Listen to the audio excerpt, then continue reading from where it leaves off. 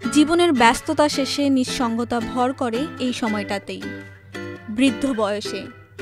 এই বয়সেই দেখা যায় চাকরি নেই, আশেপাশের সবাই ব্যস্ত। অন্যদিকে নিজের কাছে থাকে কেবলই অফুরন্ত সময় আর কথার ফুলঝুরি, কিন্তু সে কথা শোনার মানুষ নেই। এ সময় অনেকের ভেতরেই জেঁকে বসে একাকিত্ব।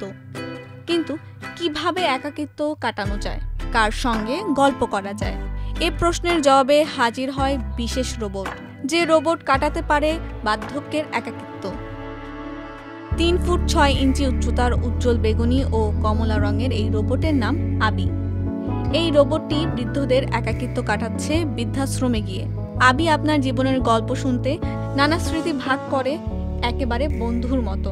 সে শুধু কথাই বলে না, সে মনে রাখে আপনি আগে কি বলেছিলেন সেটাও। এমনকি অনেকদিন পর আপনার দেখা পেলেও সে ঠিক চিনতে পারবে। আবি একেবারে শিশুদের মতো প্রাণবন্ত, নাচতে পারে, গাইতে পারে, 90টা ভাষায় কথা বলতে পারে আবি। এমনকি এক হাত দিয়ে বের করতে পারে অসংখ্য বাবল। আবিকে তৈরি করেছে অস্ট্রেলিয়ার মেলবোর্ন ভিত্তিক স্টার্টআপ অ্যান্ড্রোমেডা রোবোটিক্স। 2023 সালের সেপ্টেম্বর থেকে আবিকে ব্যবহার করা হচ্ছে অস্ট্রেলিয়ার বিভিন্ন বৃদ্ধাশ্রমে। অস্ট্রেলিয়ায় বৃদ্ধদের যত্নে বিশাল জনবল সংকটের আশঙ্কা করছে সরকার।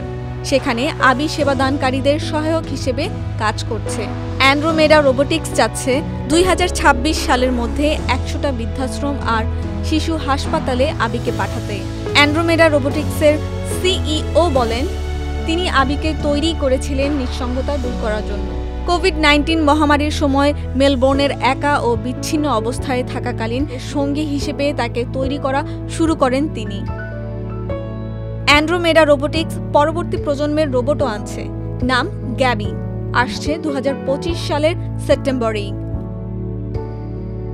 মানুষের মতো অনুভব করতে না পারলেও আবি মানুষকে অনুভব করায়, হাসায়, গল্প শোনে এবং আনন্দ দেয়।